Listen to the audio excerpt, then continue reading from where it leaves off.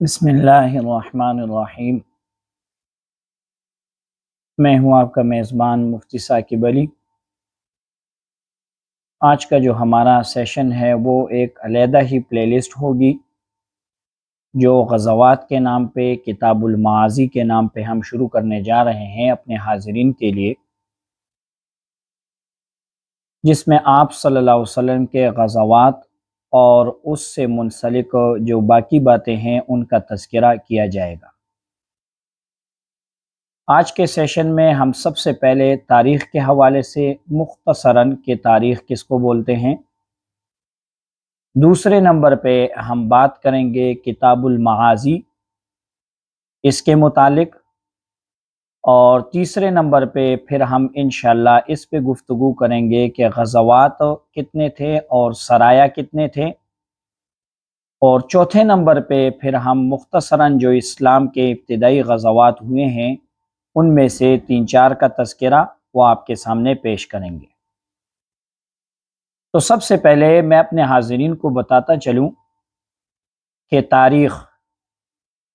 تاریخ اصل میں بولتے ہیں کہ ابتدا سے اللہ تعالیٰ نے جو چیزیں پیدا کی ہیں ان کا تذکرہ کرنا، کہ اللہ تعالیٰ نے آدم علیہ السلام کو پیدا کیا، اللہ تعالیٰ نے آسمانوں کو پیدا کیا، اللہ تعالیٰ نے زمینوں کو پیدا کیا، پھر آسمان میں سورج، چاند، تارے وغیرہ، زمین میں فلاں چیزیں اللہ تعالیٰ نے پیدا کی، ان تمام کا تذکرہ کرنا، ان کی پیدائش کے متعلق گفتگو کرنا، ان کی تاریخ کے متعلق کہ کب، کس جگہ، کس مقام پہ، اس کو بولتے ہیں تاریخ۔ تو ایک تاریخ مشتمل ہے ان اشیاء پر، اور تاریخ کا جو دوسرا حصہ ہے وہ مشتمل ہے ایسی شخصیات پر جنہوں نے اس معاشرے میں، اس کائنات میں ایک ایسی زندگی گزاری ہے کہ جن کی زندگی تمام انسانوں کے لیے قابل اتباع ہے، ایسے بہترین اخلاق کہ ان کے اخلاق ہمیں اپنانے چاہیے، ایسی بہترین گفتگو کہ ان کی گفتگو کو ہمیں اپنانا چاہیے، ایسے طور طریقے جو ہمیں اپنانے چاہیے، ان شخصیات کے متعلق تذکرہ کرنا یہ تاریخ کا دوسرا جز ہے۔ تو تاریخ اصل میں 2 حصوں پر مشتمل ہوئی، ایک جو چیزیں اللہ تعالیٰ نے پیدا کی ہیں ان کے متعلق تفصیلی گفتگو کرنا، اور دوسرے نمبر پہ ان شخصیات کے متعلق گفتگو کرنا جن کی اتباع ہمارے لیے ضروری اور لازم ہے۔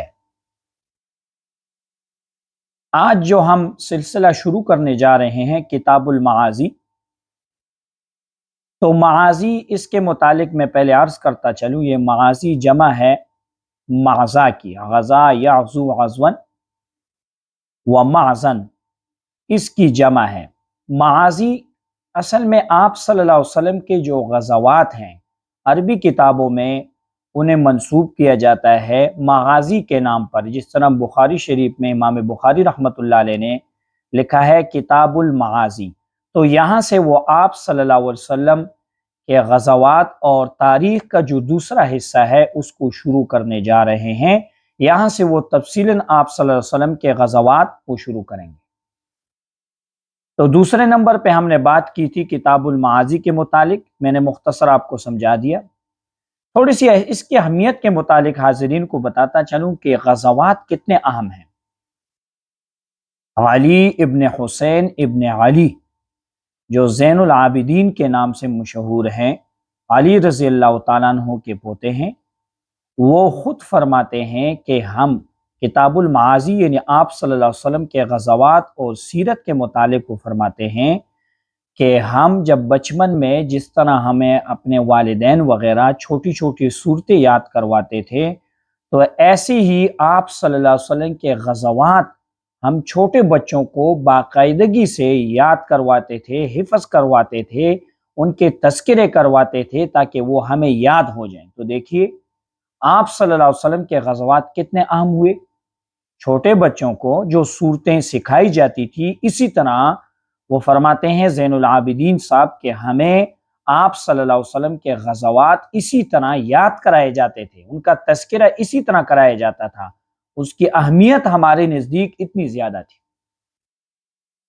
اور ایک اور شخص گزرے ہیں اسماعیل ابن محمد ابن سعد ابن ابی وقاص رضی اللہ تعالیٰ عنہ، وہ فرماتے ہیں کہ ہمارے وقتوں میں آپ صلی اللہ علیہ وسلم کے غزوات کا تذکرہ ہم چھوٹے بچوں کو اتنی تاکید سے کرایا جاتا تھا، اور ہمیں اپنے باپ دادا فرماتے تھے کہ یہ غزوات آپ کے لیے آپ کے والدین، آپ کے دادا وغیرہ کا شرف ہے۔ اگر آپ اپنے آباء و اجداد کا شرف جاننا چاہتے ہو تو غزوات کو پڑھو، غزوات کو سمجھو اور غزوات کو یاد کرو باقاعدگی سے۔ تو غزوات زندگی میں اتنے اہم ہیں۔ مختصراً آپ اتنا سمجھ لیجئے کہ ایک چھوٹے بچے کو بلکہ تمام لوگوں کو اگر غزوات پڑھائے جائیں تو دیکھیے زندگی میں کافی تبدیلی آئے گی۔ ایک اپنے آپ آباء و اجداد سے خبردار ہو جائیں گے، ان کی مشقتوں سے، دین کی سربلندی کے لیے اور کفار کی ضلالت کے لیے جو انہوں نے محنتیں اور کوششیں کی ہیں، ایک جذبہ آپ کے اندر پیدا ہوگا۔ تو غزوات زندگی میں کافی اہم ہیں۔ اگلے نمبر پہ میں نے آپ کو فرمایا تھا کہ غزوات اور سرایہ۔ دیکھیے ایک ہوتا ہے غزوہ، ایک ہوتا ہے سریہ۔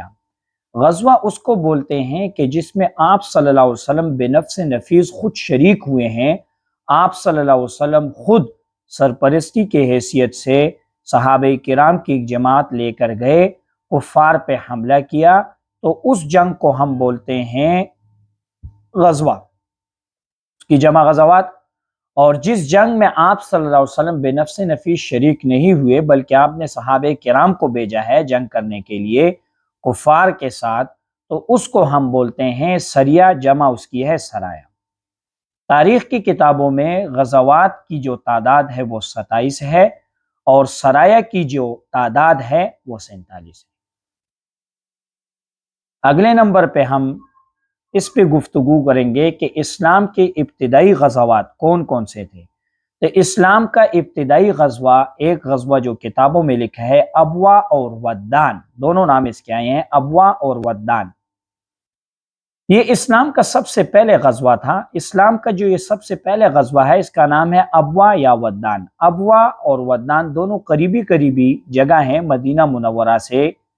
اصل میں ابوا مقام مدینہ منورہ سے 80 میل کے فاصلے پر واقع ہے، بعض کتابوں میں 60 میل کے فاصلے پر یہ علاقہ واقع ہے، اور اسی کے قریب پھر 6 میل پہ ودان کا علاقہ ہے۔ یہ ابوا وہی جگہ ہے، وہی علاقہ ہے جہاں آپ صلی اللہ علیہ وسلم کی والدہ مبارک، ان کی قبر مبارک وہاں پر ہے، حضرت آمنہ رضی اللہ تعالیٰ عنہ، ان کی قبر مبارک وہاں پر موجود ہے۔ آپ صلی اللہ علیہ وسلم اپنے ساتھ 60 صحابہ کرام کو لے کر ابوا مقام پر پہنچے۔ ابوا مقام تک جب آپ پہنچے تو کفار کا جو قافلہ تھا وہاں سے گزر چکا تھا، فرار ہو چکا تھا، اس وجہ سے اس مقام پہ جنگ نہیں ہوئی۔ آپ صلی اللہ علیہ وسلم وہاں کچھ دن ٹھہرے رہے۔ وہاں کا ایک قبیلہ تھا بنو زمرہ، اس کے ایک سردار تھے محشی بن عمر، ان سے ایک معاہدہ طے کیا، امن معاہدہ طے کیا، اور مدینہ منورہ سے 15 دن گزارنے کے بعد پھر آپ واپس آ گئے۔ اس جنگ کی سرپرستی پہ جب آپ جا رہے تھے تو مدینہ منورہ میں آپ نے اپنے لیے سعد ابن عبادہ رضی اللہ تعالیٰ عنہ کو خلیفہ مقرر کیا، اور حضرت حمزہ رضی اللہ تعالیٰ عنہ کو اپنا جھنڈا وہ پکڑوایا۔ یہ اسلام کا سب سے پہلا غزوہ تھا۔ اسلام کا دوسرا غزوہ جس کو بوات کے نام سے یاد کیا جاتا ہے، اسلام کا یہ دوسرا غزوہ بھی 2 ہجری کو پیش آیا۔ اس غزوے میں اصل میں کفار کے ایک لشکر، ایک قافلہ جس میں امیہ ابن خلف بھی شریک تھا، اور اس کے ساتھ 100 بندے اور 2500 اونٹ اس قافلے میں شریک تھے۔ آپ صلی اللہ علیہ وسلم اس قافلے کے تعاقب کے لیے بوات مقام پہ پہنچے، اپنے ساتھ 200 صحابہ کرام کو لے کر بوات مقام تک جانے کے لیے روانہ ہوئے۔ مدینہ منورہ میں اپنے خلیفہ مقرر کیا، سعد ابن ابی وقاص رضی اللہ تعالیٰ عنہ کو اپنا خلیفہ مقرر کیا، اور جھنڈا جو تھا وہ علی رضی اللہ تعالیٰ عنہ کو پکڑوایا۔ بوات مقام تک جب آپ پہنچے تو وہ وہاں سے فرار ہو چکے تھے، دشمن فرار ہو چکے تھے، بغیر کسی جنگ کے واپسی ہوئی۔ اسلام کا جو تیسرا غزوہ ہے جو صفوان کے نام سے یاد کیا جاتا ہے، اس کو بدر اولی بھی کہتے ہیں بنا بر اختلاف، اسلام کے یہ تیسرا غزوہ بدر اولا یا صفوان مدینہ منورہ سے قریبی ایک جگہ ہے جس کو صفوان کے نام سے یاد کیا جاتا ہے۔ اصل میں معاملہ اس طرح ہوا کہ ایک کافر جو قرز ابن جابر فہری کے نام سے مدینہ منورہ کی چراگاہ پہ اس نے حملہ کیا اور وہاں کے مویشی وغیرہ وہ وہاں سے چوری کر کے لے جا رہا تھا۔ جب آپ صلی اللہ علیہ وسلم کو اطلاع ملی تو آپ صلی اللہ علیہ وسلم اپنے ساتھ 200 صحابہ کرام کو لے کر اس کے تعاقب میں نکلے، صفوان مقام تک پہنچے مگر وہ وہاں سے فرار ہو چکا تھا۔ یہ اسلام کا تیسرا غزوہ تھا۔ اسلام کا چوتھا غزوہ جس کو عشیرہ اور عسیرہ کے نام سے ذکر کیا جاتا ہے، امام بخاری رحمۃ اللہ علیہ نے اپنی کتاب بخاری جلد ثانی میں اسی سے ہی شروع کیا ہے، کتاب المغازی میں، اور غزوہ بدر کے لیے ایک تمہید بھی ہے۔ عشیرہ اصل میں ایک جگہ ہے۔ ایک قافلہ کفار کا مکہ مکرمہ سے روانہ ہوا شام کی طرف۔ آپ صلی اللہ علیہ وسلم اس قافلے کے تعاقب کے لیے عشیرہ مقام پر پہنچے مگر وہ قافلہ وہاں سے گزر چکا تھا۔ آپ صلی اللہ علیہ وسلم جب اپنے صحابہ کرام کے ساتھ وہاں پر پہنچے تو تھوڑے سے لیٹ ہو گئے اور وہ وہاں سے گزر چکے تھے، اور اسی قافلے کے ساتھ پھر واپسی پہ دوبارہ جنگ ہوئی جس کو غزوہ بدر کہا جاتا ہے۔ تو امام بخاری صاحب نے اپنی کتاب بخاری شریف میں اسی کو ہی تذکرہ کیا ہے۔ غزوات شروع کرنے سے پہلے سب سے پہلے عشیرہ نام اس وجہ سے یہاں پہ تذکرہ کیا ہے کہ یہ بدر کے لیے ایک تمہید تھی اور انہی کے ساتھ بدر پھر واقع ہوئی۔ تو امید ہے کہ آپ کو آج کا سیشن سننے میں کافی مزہ آیا ہوگا۔ آپ کوشش کیجئے کہ ان غزوات کا تذکرہ اپنے بچوں کے سامنے، بڑوں کے سامنے، معاشرے میں جہاں پر آپ بیٹھتے ہیں یہ تذکرے کیجئے تاکہ ہم اپنے آباء و اجداد کے شرف سے مستفید ہوں، اپنے آباء و اجداد کے شرف کو جانیں، اور خصوصاً نبی اکرم صلی اللہ علیہ وسلم کی زندگی کے متعلق اور صحابہ کرام کی زندگی کے متعلق جانیں تاکہ ہمیں ان کی کوششیں اور محنتیں سامنے نظر آئیں اور ہم بھی اپنی زندگی میں ان کے نقش قدم پر چلنے کے جذبے اور توفیق کے ساتھ آگے بڑھیں۔ آج تک کے لیے اجازت دیجیے۔ اللہ حافظ۔